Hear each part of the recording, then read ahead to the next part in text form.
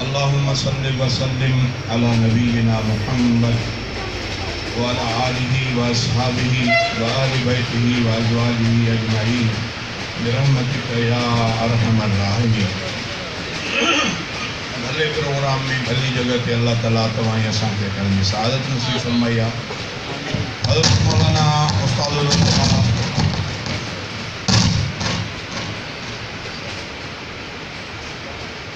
हज़रत मौलाना साईं अमानुल्लाह जमाली मुद्दज़िल आली स्टेज पे तशरीफ़ फरमाए।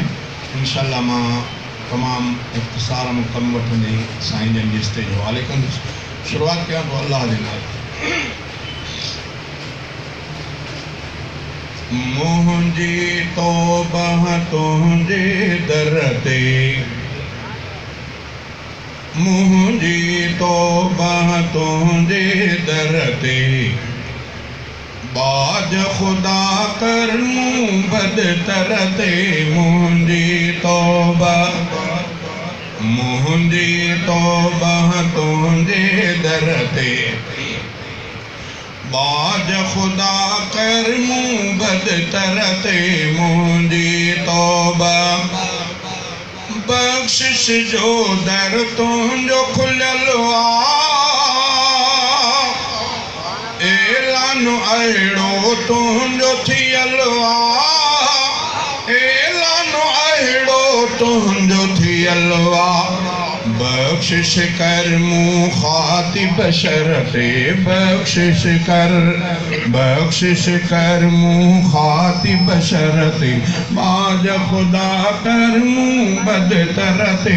मुंहिंजी तौबा तुंहिंजे दर ते, मुंहिंजी तौबा तुंहिंजे दर ते, बाज खुदा कर मूं बदतर ते। मुंहिंजी तौबा दिल जे खुलूस सां तौबा आहे, ज़ंग खुदा छॾ मुंहिंजो लाहे, ज़ंग खुदा छॾ मुंहिंजो लाहे। रहम फज़ल कर मूं अकर ते, रहम फज़ल कर मूं अकर ते, बाज खुदा कर मूं बदतर ते। मुंहिंजी तौबा तुंहिंजे दर ते, बाज खुदा कर मूं बदतर ते। मुंहिंजी तौबा कसरत सां तो घुरां पियो दुआ, मौत शहादत जो ॾे खुदा, मौत शहादत जो ॾे खुदा। मौत न मुंहिंजो थे बिस्तर ते, मौत न मुंहिंजो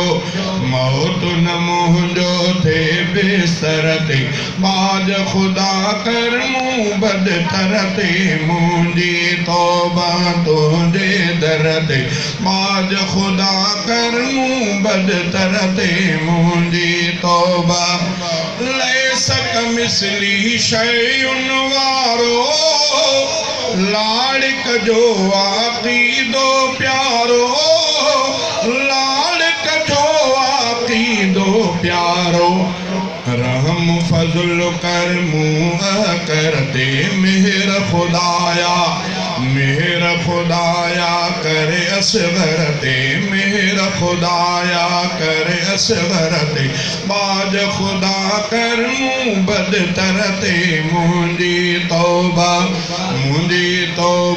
तुंहिंजे दर ते, बाज खुदा कर मूं बदतर ते।